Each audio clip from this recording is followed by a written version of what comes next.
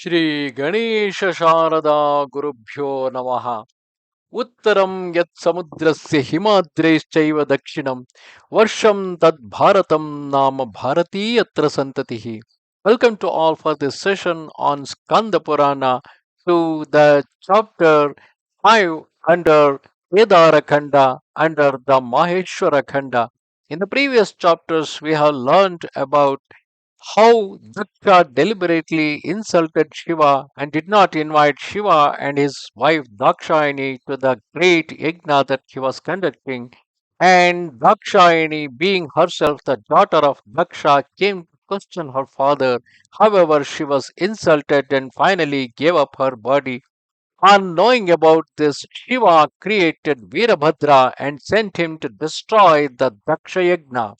And when he came to Daksha Yagna, he faced all the deities there and he defeated all of them and finally had a tough fight with Vishnu. And when Vishnu threw his discus Sudarshana towards Veerabhadra, he even swallowed it by that defeating Vishnu. Vishnu somehow got back his chakra, Sudarshana chakra, and went back to Vaikuntha. And when Vishnu, Lomasha, Sutamani continue the story. When Vishnu went away, all those devas, along with the sages and all those who subsisted on that yajna, were totally vanquished by the Ganas. He, the Veerabhadra, made Bhrigu fall down, and his beard and mustache were plucked and cut. He got the teeth of Pusha uprooted after Distopusha means Aditya Surya, after distorted and deforming them.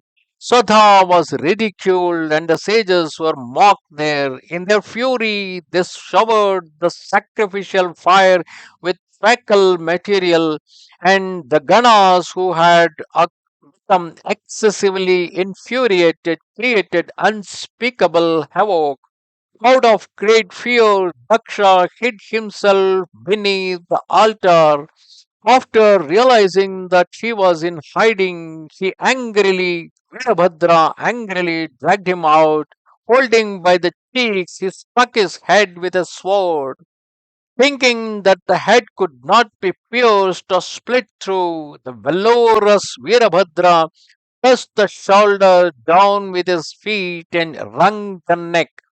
On being wrenched off from the neck, the head of the vicious Daksha was taken away by the intelligent Veerabhadra and thrown, literally offered as oblation, into the blazing sacrificial pit instantaneously. Other sages, devas, pitras, yakshas, and rakshasas who stayed on were assaulted by the Ganas. All of them fled from the place. The moon, the groups of Adityas, all the planets, stars, and constellations, all of them were displaced and shaken. They too were attacked by the Ganas. Brahma returned to Satyaloka. He was afflicted with sorrow for his son. He thought, without being perturbed, what action is to be taken now? As his mind was suffering, the grandfather of the world did not derive any happiness. With great effort, he understood all the wicked deeds of that sinner Daksha. He decided to go to the Kailasa mountain, riding on his swan, accompanied by all the devas. The Lord of the great splendor reached the most excellent mountain. There he saw Shiva, Rudra, accompanied by only Nandi staying alone. He had matted hair and possessed great splendor. It was the Lord who could not, he grasped by the Vedas or their Vedangas or ancillaries. On seeing such a lord, Brahma became greatly agitated.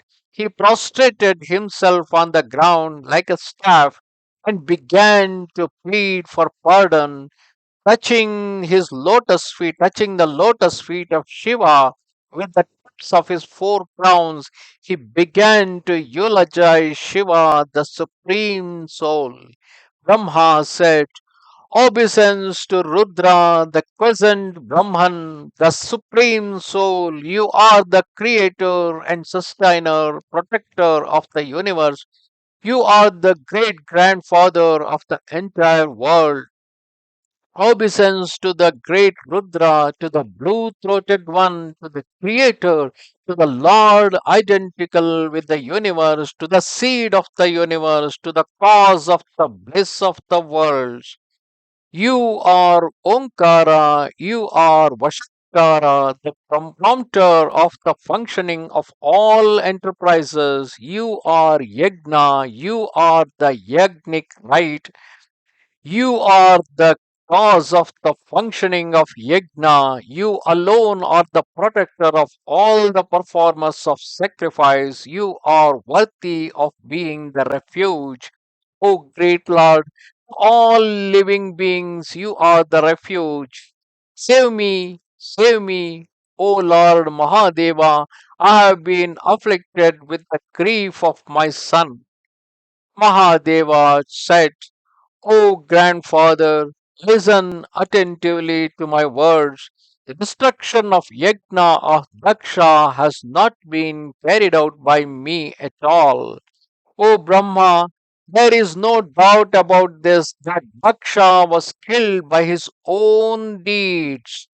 An act, that's right, that causes pain to many others. Any act that causes pain to many others should not be performed at all, at any time.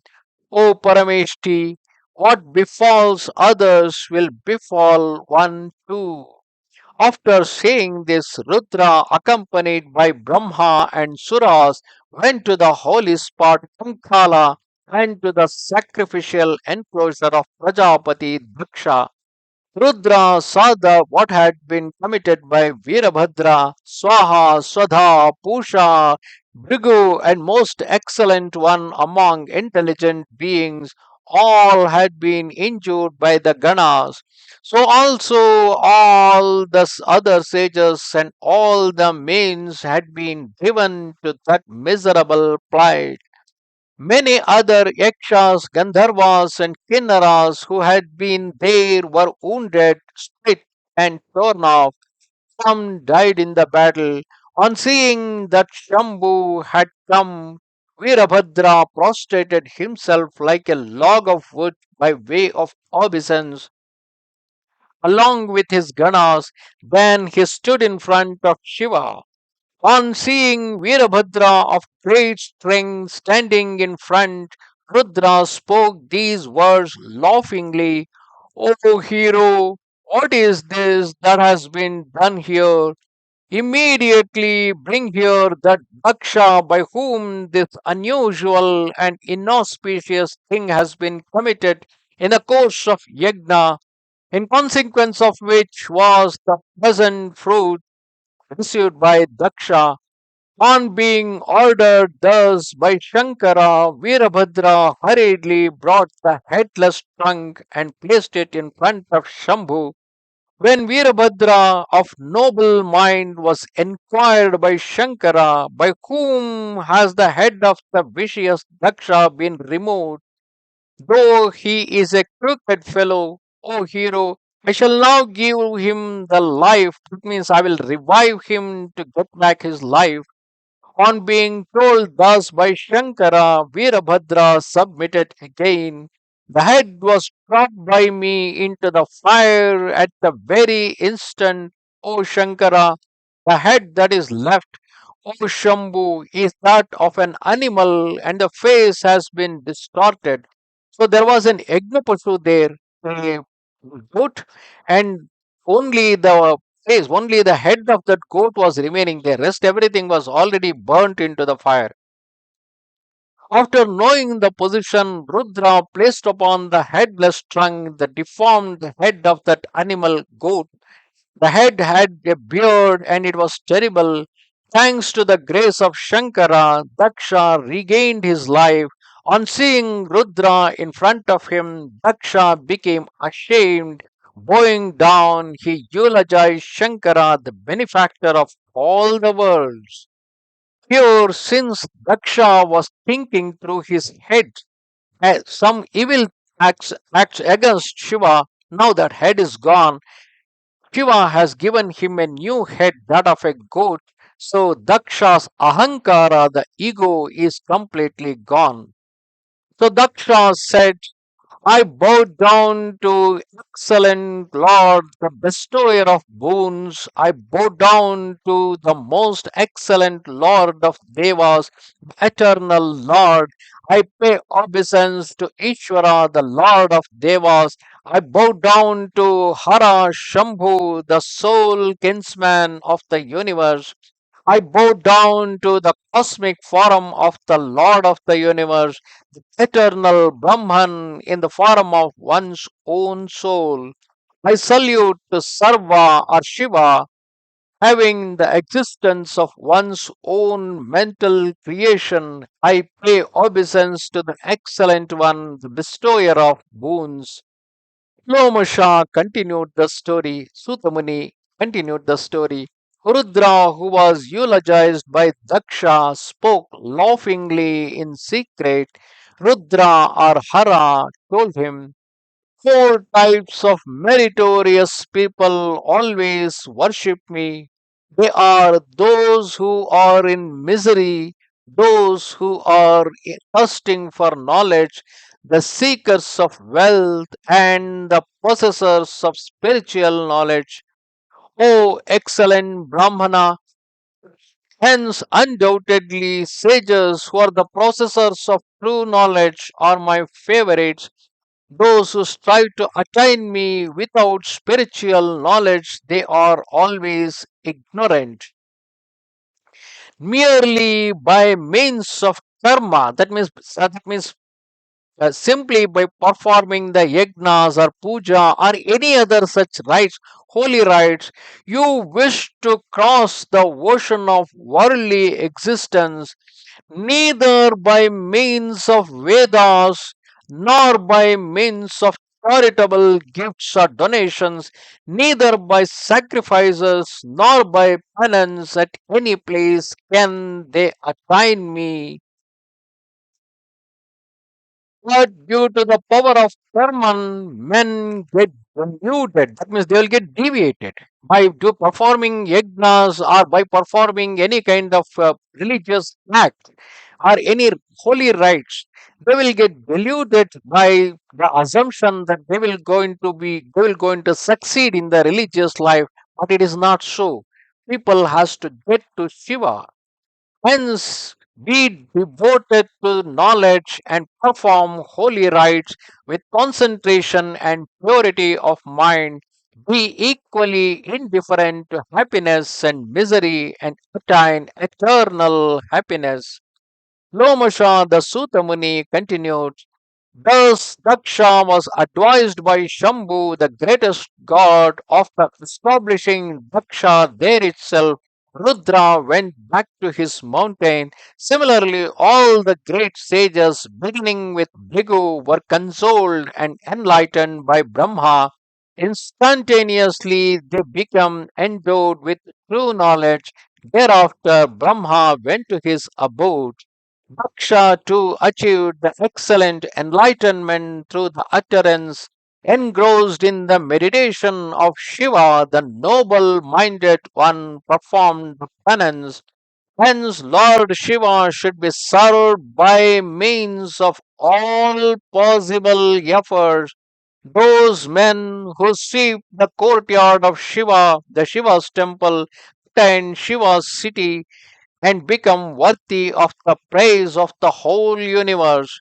Those who offer a mirror of great luster to Shiva become attendants of Shiva and will be standing in front of Shiva.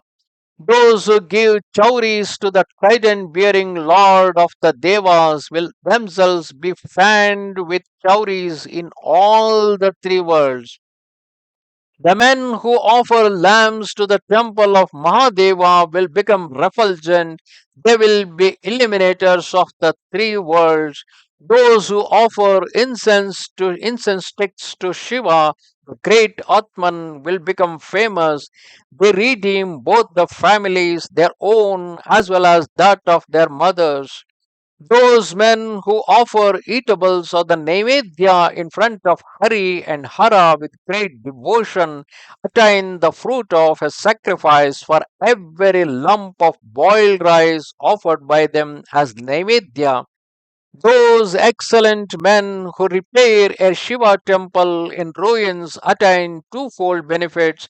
There is no doubt about it. Those who build a new temple by means of bricks or stones rejoice in heaven as long as their spotless fame stays in the world. O excellent Brahmanas, no doubt need to be entertained about this. Those highly intelligent Brahmanas who caused them to build a palatial temple of many floors for Shiva attain the greatest goal of moksha. Those who clean or whitewash a temple of Shiva built by themselves or by others attain the greatest goal. Those who offer a canopy or meritorious men, they go to the world of Shiva and redeem their entire family. Those who tie a ringing bell in a temple of Shiva will become refulgent and well reputed in the three worlds. He who visits Shiva's temple once, twice, or thrice in a day attain happiness, whether he is rich or poor. He gets released from misery. A religious faithful who offers worships unto Shiva, the great Atman, redeems 10 million members of his family and rejoices in the company of Shiva. In this context, they recite this ancient legend, the conversation between the son of Indradyumna and the noble minded Yama. Formerly in Kutta Yuga, there was a king named Indrasena. He was a great warrior ruling Pratisthana. He was always interested in hunting.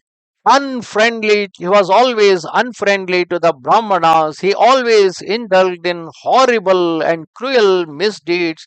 He was always devoted to worldly pleasures only. That wicked king nourished his own self through the lives of others. Ever addicted to drinking wine, he very much sought the company of other men's wives. He coveted with other men's wealth. Brahmanas were killed by him. He defiled the bed of his preceptor. He always stole gold. All his followers too were of that same nature. All the followers of that evil minded king committed sins like him. Thus, that vicious king ruled the kingdom in diverse ways. Then, after a great deal of time, the wicked king died. Then, this evil minded Indrasena was taken away by the followers of Yama. The sinful king thus came to the presence of Yama. Indrasena, who was standing in front there, was seen by Yama. He stood up, that is, Yama himself stood up and bent his head in honor of Shiva. Yama, the most excellent one among those who uphold virtue, rebuked his messengers. After releasing Indrasena, who had been bound with the nooses, Dharmaraja, the god Yama, spoke. O most excellent one among kings, go to the meritorious world and enjoy them as long as Indra stays in heaven, as long as the sun is in the sky. Be happy as long as the five elements, the Panchabhutas, exist. O great king, you are the man of meritorious deeds. You are a permanent devotee of Shiva. On hearing the words of Yama, Indrasena spoke, I do not know anything about Shiva. I am only a person interested in hunting, worldly pleasures, and other things. On hearing his words, Yama spoke by way of explanation. The words that you always used to pronounce, ahara, bring something, ahara, prahara, means attack. In both the words, ahara, bring something, ahara is there. Even in prahara, hara is there, were always uttered by you. As a result of that, because you keep uttering the words hara, hara by in the which is embedded in the words like ahara, prahara. So, as a result of that holy act, the bestower of honor, you are permanently purified. Hence, you do go to the Kailasa mountain to Shankara. You can observe one thing by simply uttering the name of Shiva, knowingly or unknowingly, or uttering the name of Hara or Shankara or Hari, Vishnu, by simply uttering the name, one will attain the greatest position in the afterworld. Even as the noble minded Yama was talking thus, the messengers of Shiva came there riding on bulls. They had great refulgence. They were blue throated with 10 arms, 5 faces, and 3 eyes. That means a shape and a form similar to that of Shiva because it's called as Sarupya. They had matted hair and wore earrings. Their heads were markedly adorned with crescent moon. On seeing them, Yama, the most excellent one among the upholders of virtue, he stood up. He worshipped them all who resembled the great Indra. All of them hurriedly spoke to Yama, the son of Vivaswan. O Lord of exalted fortune, did Indrasena of unmeasured splendor came here? He is the person who continuously uttered the name of the noble minded Rudra in the form of Hara Hara. On hearing their words, Indrasena was honored by Yama and placed in an aerial chariot. He was then sent to the abode of Shiva. He was brought in by the excellent attendants of Shiva. When Indrasena of unmeasured splendor was seen by Shambhu, Rudra stood up to welcome him, approached him, and embraced the king. He made Indrasena sit on half of his seat and then said, O excellent king, what shall be given to you? What is your desire? I shall give you whatever is desired by you. On hearing the words of great Shiva, the king shed tears of joy. Overwhelmed by love, he could not say anything because all his life he was doing the wicked things. But knowingly or unknowingly, he pronounced the name of Shiva in the form of Hara, Ahara, Prahara, Hara, Hara. So, because of that reason, Lord Shiva showed immense love towards him. Then Shiva made him Parshada, attendant by the noble minded Mahesha. He became famous by the name Khanda. He was a favorite friend of Munda. Merely by uttering the name of Rudra, the supreme soul, sinful king Indrasena attained Siddhi.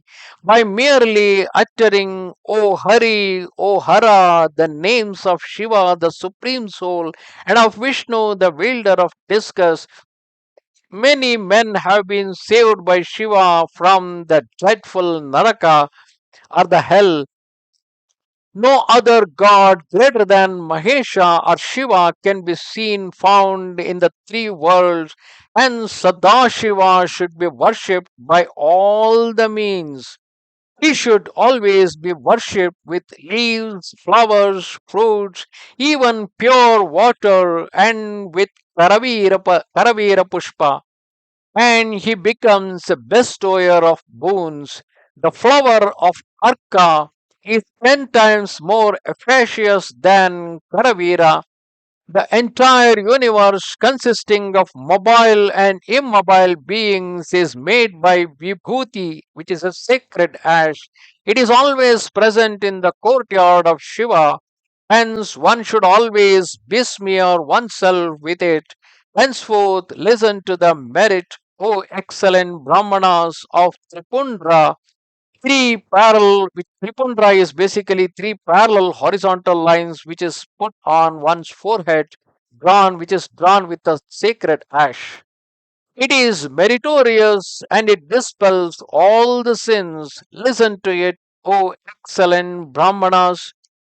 There was a certain thief who was a great sinner. He was executed by the servants of the king. A certain dog came there to eat his flesh, and stood over his head. Some ash sticking between the claws of the dog fell on the forehead of that sinner in the form of an impression similar to that of Tripundra. So, with the claws of that dog, with some ash that is stuck to that class, it draw a tripundra on the forehead of that sinner. Because of that reason, though his body was without consciousness, ash fell on it. Therefore, the thief was taken to Kailasa by the messengers of Rudra, who can specifically describe the greatness of Vibhuti, the holy ash. The men whose limbs are adorned with holy ash are men of meritorious deeds. The men in whose mouth the five syllabled mantra Shiva Panchakshari Om Namah Shivaya exist are undoubtedly veritable Rudras. Those who have cluster of matted hair on their heads and those who have Rudraksha beads as their ornaments are themselves Rudras in human form. There is no doubt about it. Hence, Sadashiva should be regularly worshipped by men in the morning, at midday, and in the evening. The time of dusk is very excellent. By seeing Shambhu during the morning, the sin of whatever is committed in the previous night will be dispelled. By visiting Shambhu at midday, the sin incurred by men in the course of 7 previous births becomes quelled. The merit of seeing Shambhu at night cannot be adequately calculated. The two-syllabled name Shiva is destructive of great sins. The whole universe is sustained by those men from whose mouth the name issues out. Even heretics and those who cling to false and hitherto heterodox doctrines attain the greatest goal, and people who are devoted to sinful activities become sanctified if they hear the sound of Bheri, a big drum placed in the courtyard of Shiva's temple by people of meritorious deeds. There is no doubt about this that even that animal whose skin was used to create that berry will also going to attain the salvation because its hide is used in connection with berry, mridanga, muraja, and other types of drums placed in Shiva's temple by the people.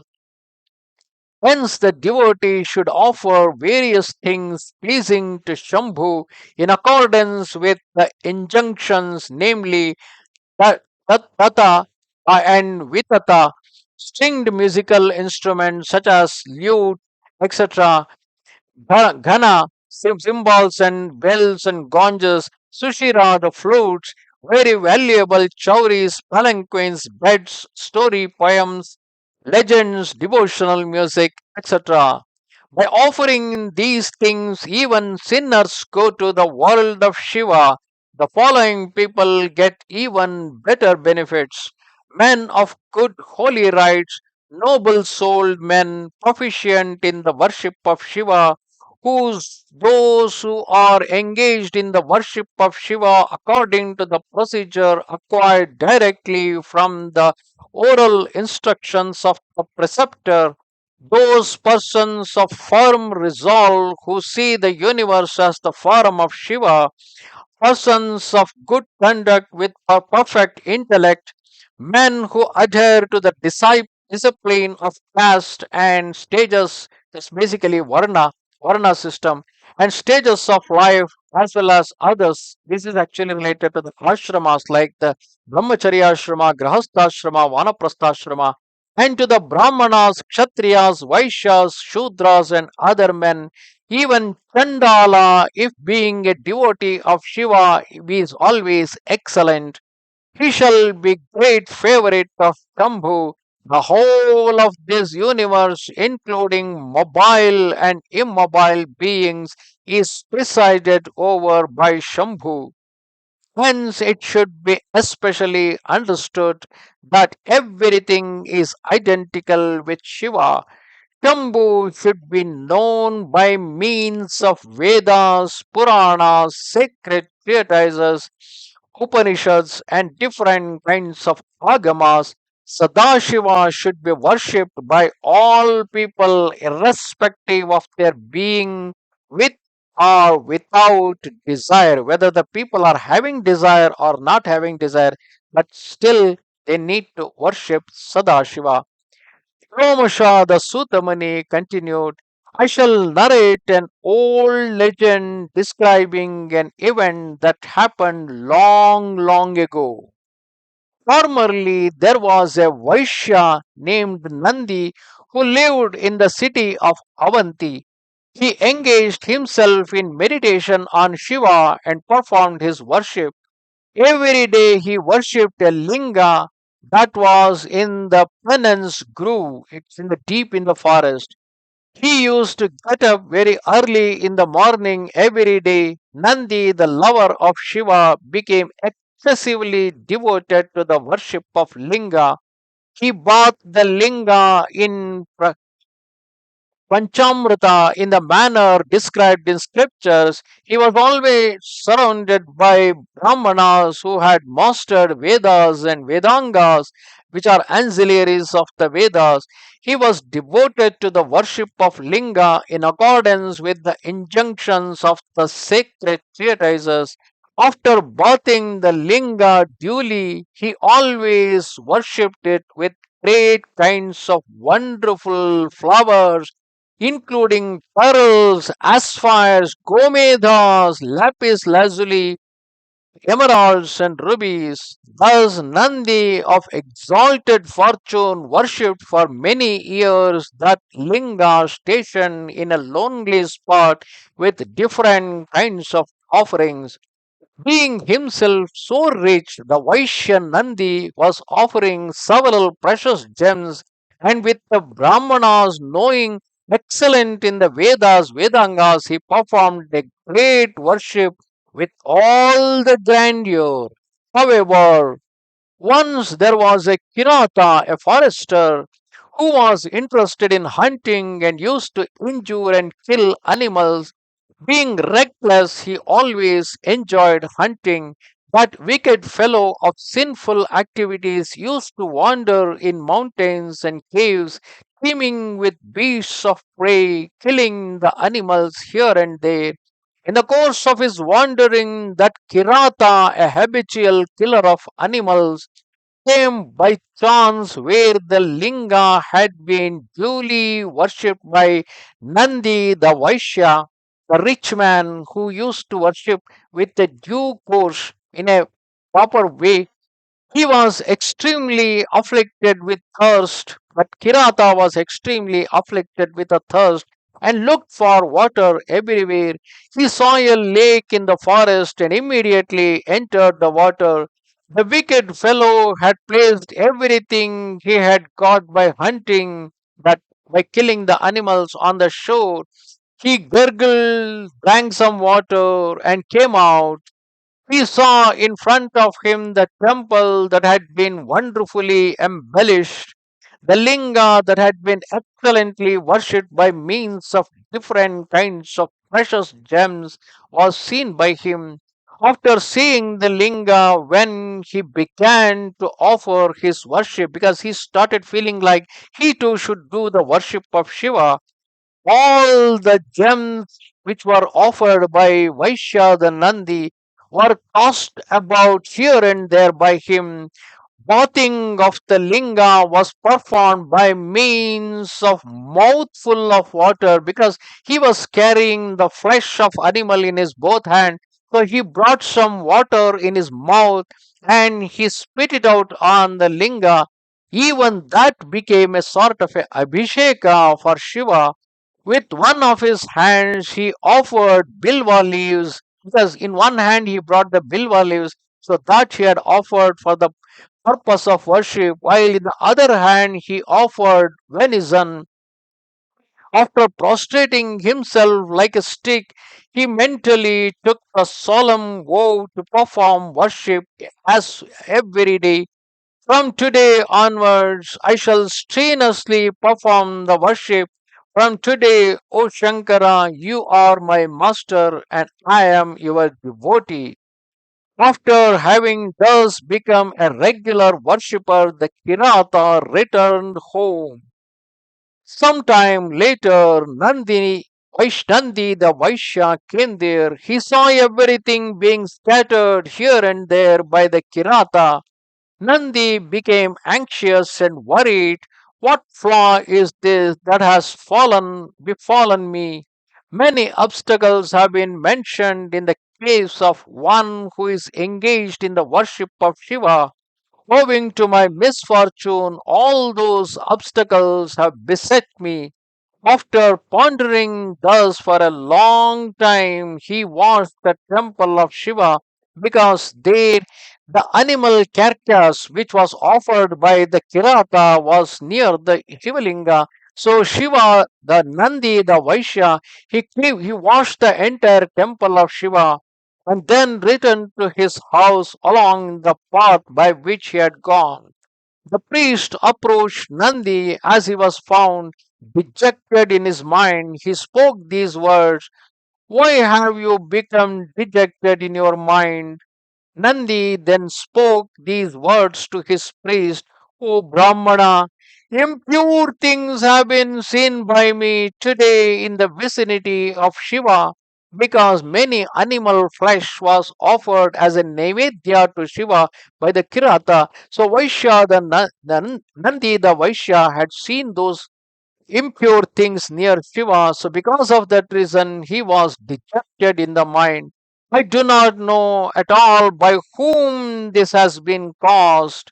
When the priest spoke these words to Nandi, the person by whom the offering of gems, etc., have been scattered in the deluded one, there is no doubt he is a stupid fellow, not aware of what should be and what should not be. Hence, O Lord, this was told by priest to that Nandi, O Lord, do not worry in the least. Be pleased to go to the temple of Shiva in the morning along with me in order to see that wicked fellow. Thereafter I shall do what should be done. On hearing these words of his priest, Nandi remained in his house during the night with his mind extremely pained. When the night passed, he called the priest and went to the temple of Shiva. Nandi went there along with that noble souled priest. Thereafter, what was done by that wicked one the previous day was seen. What was done by the Kirata on the previous day, the same thing got repeated. Nandi performed the worship elaborately with different kinds of gems for the requisite things. The five upacharas, the modes of service in the course of worship, and recitation of Rudra hymns 11 times called as Ekadasha Rudra. While bathing, it's called as Ekadasha Rudrabhisheka. While bathing, the god were duly performed. He eulogized Girisha with various hymns and prayers in the company of Brahmanas. 2 yamas means totally 6 hours. Yama is a measurement of the time. 2 yamas were thus spent by Nandi engaged in eulogy. Indeed, at that time there arrived the Kirata called Mahakala, who was of the same form as before. He was extremely powerful, very hideous, and dreadful, like the god of death. He was valorous and armed with a bow in his hand. On seeing him, Nandi was excessively frightened and he cried. The priest too was suddenly struck with fear. Everything was done by the Kirata scrupulously as before. With the forepart of his foot, he took aside the previous worship of Nandi and offered leaves of Bilva instead. The bathing rite was performed by means of a mouthful of water. The Naivedya food offering was the piece of flesh. Thus the Kirata offered everything to Shiva, prostrated himself on the ground like a staff of wood.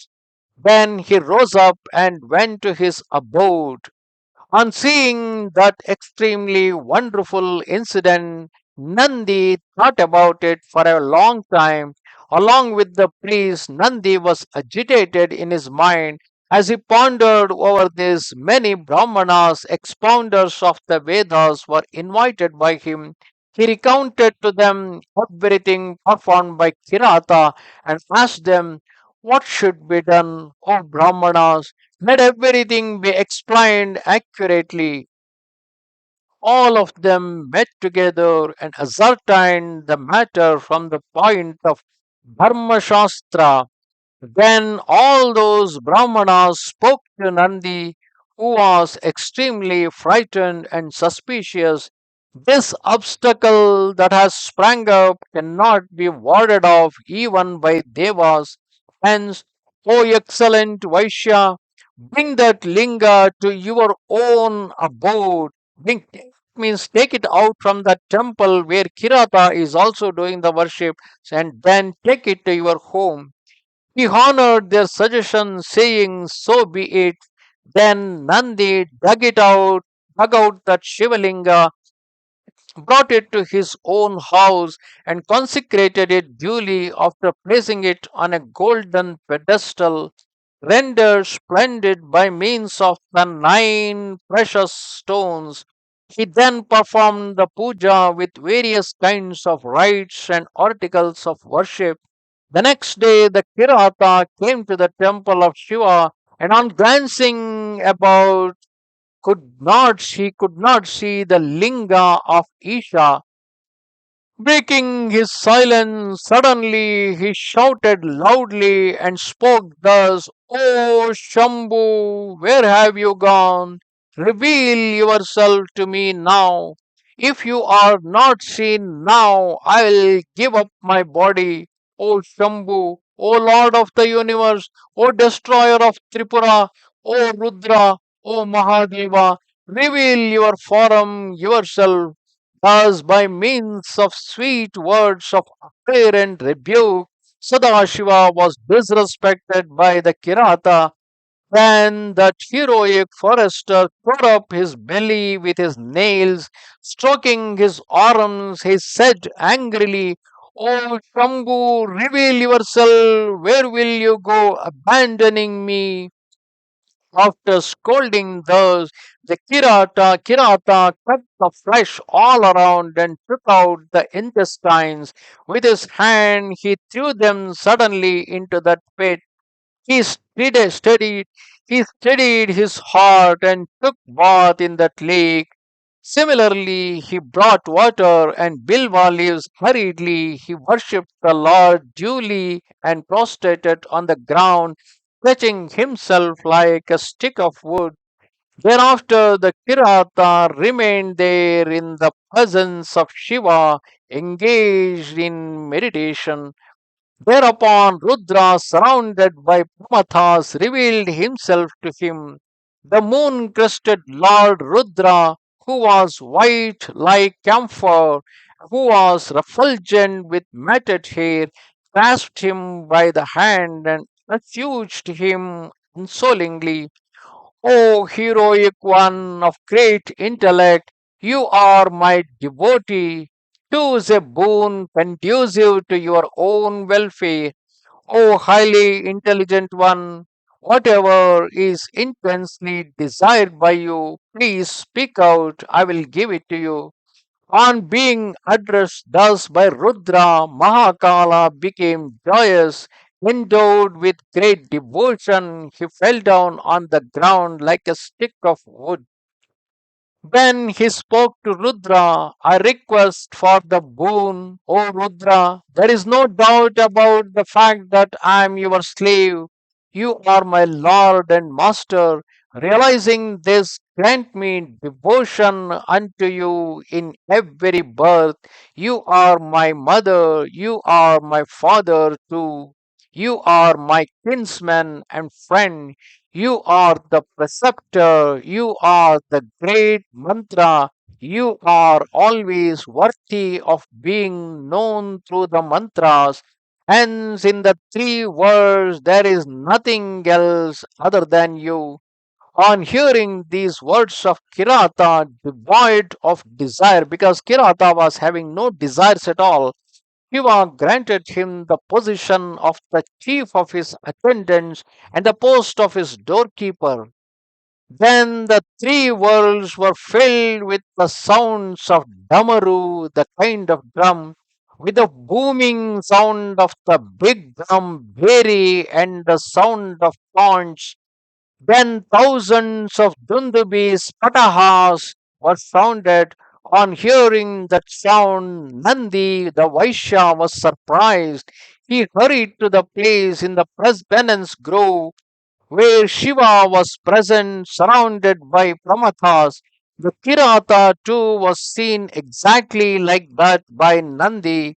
Nandi, who was surprised much, spoke these words humbly. He became desirous of eulogizing the Kirata with great intentness. Shambhu was brought here to this temple by you, O Kirata, O scorcher of enemies. You are his real devotee. I am your devotee and have come here. Mention about me to Shankara. On hearing his words, the Kirata grasped Nandi by the hand and hurriedly approached Shankara. Lord Rudra laughingly spoke these words to the Kirata. Who is this person brought by you in the presence of Ganas? Because Vaishya the Nandi was performing all the Shiva Puja in a due respect, in the due form as prescribed in the Shastras, offering great gems and great precious items, and he was even singing Ekadasha Rudra while performing the Abhisheka. However, all these decorations are not really important to Rudra or Shiva, and what is required by Rudra or Shiva is not even the offerings or the Naivedya, not even the Rudrabhisheka, not even any of the precious materials or even Bilva. What is required by Shiva is only the devotion, because Shiva always love the devotion of his devotees. Shankara, the benefactor of all the worlds, was then informed by the Kirata. So that Kirata was saying, this is your devotee, O Lord. He is always engaged in your worship. Every day you have been worshipped by him with gems and rubies, flowers of various kinds, with his own life as well as well. There is no doubt about this. Hence, know that he is my friend Nandi, O Lord, favorably disposed towards your devotees. Then Mahadeva said, I do not know him. O highly fortunate one, Nandi the Vaishya is mentioned by you, but O Mahakala, the Kirata of great intellect, I shall accept him because you are my devotee as well as my friend. And since you are introducing Vaishya, you are introducing Nandi the Vaishya, I will accept him also as a devotee. Observe here, Shiva is not accepting the grandeur of the worship offered by Nandi. Instead, he was accepting because Nandi became a devotee of Mahakala and served him. who himself turned out to be a great devotee of Shiva. Those who are free from fraud and are of lofty mind are dear devotees of mine. They are excellent men. He is your devotee, hence he is a dearer friend to me. Thus both of them were accepted by Shambhu as his attendants. Then many aerial chariots of great luster arrived there. That excellent Vaishya was redeemed by that excellent Kirata of great effulgence. By means of aerial chariots of great speed, both of them arrived at Mount Kailasa. They attained the state of having the same form as that of noble souled Ishvara. Waving of the light was performed by Girija to both of them along with Shiva. It was offered to both Nandi and the Mahakala, the Kirata, along with Shiva. Thereupon the goddess, with a graceful gait of an elephant, laughingly said to Shiva, just as you are, so also are these, because they all have the same form, undoubtedly in form as well as mode of walking. They are well honored with smiles and friendliness. Hitherto, however, you alone had been served by me, no doubt. On hearing the words of goddess, the Kirata and the Vaishya turned their faces aside immediately, even as Shankara was observing. They said, we are to be sympathized by you alone, O three-eyed Lord. We shall perpetually stand at your door, obeisance, obeisance to you. So here, Parvati are the wife Girija, wife of Shiva. She was saying jokingly, though both Nandi and Mahakala were having the same form as that of Shiva, we will going to reserve only Shiva and not all others. However, those two have told that they would like to serve both Shiva as well as Girija, being their servants standing at their door. Knowing their intention, Bhava laughingly said, on account of your great devotion, may your desire be fulfilled. Ever since then, both of them, Mahakala and Nandi, became the gatekeepers. They stood at the doorway of Shiva. O Brahmanas, they had the vision of Shiva during midday. One was Nandi and other was Mahakala. Both of them were lovers of Shiva. Both of them joyously talked to Sadashiva, who was one. Mahadeva talked to them, lifting up one of his fingers. Similarly, Nandi lift up two of his fingers to talk to him. Thus, with the gestures and signs, they stand at the entrance to the abode of the noble souled Lord Shankara.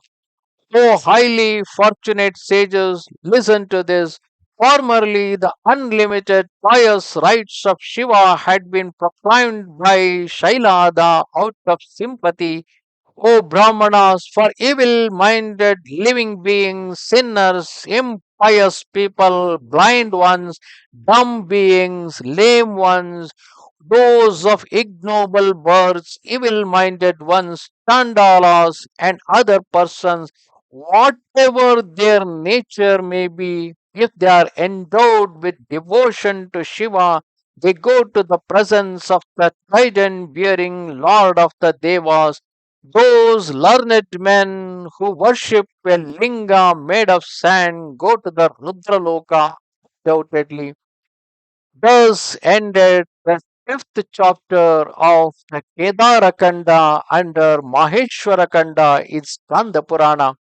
So, in this part of the story, comparing this with the story of Daksha, the mistake of Nandi the Vaishya was he was performing the Shiva Puja with all the grandeur, but of course there is a lack of devotion toward Shiva.